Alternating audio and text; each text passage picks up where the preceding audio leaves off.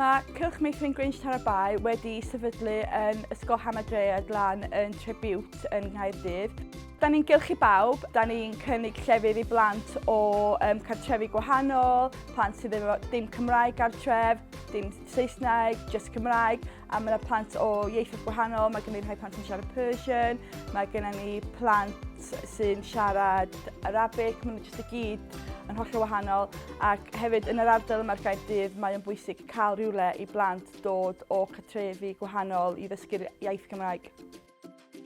Yn y Cylch hefyd, da ni yn dathliadau gwahanol, da ni'n gwneud da ni'n gwneud y Pasg, da ni'n gwneud balchder, ac da ni'n gwneud bob math o dathliadau mwyn cael gwneud yn siŵr bod bob cefndir plentyn wedi cael ei dathlu yn y Cylch. The Cylch Meithrin just has a wonderful setting, and the staff have made it this wonderful place for the children this year, along with our families and the children. They're just so happy to come in. They really relax, chill, explore. We try and give them varied opportunities each day, to enjoy and change and play.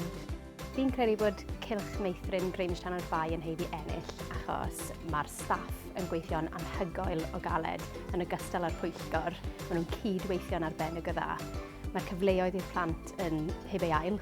Mae oriau'r Cylch yn hir i gymharu â cylchoedd eraill. Mae'r Cylch yma yn agor am 8:45 y bore. Mae'n golygu bod rhieni'n gallu mynd i'r gwaith yn gwybod bod eu plant nhw'n saff ac yn cael eu bwydo ac yn cael eu trwytho yn y Gymraeg, a allan ni ddim gofyn am fwy rili.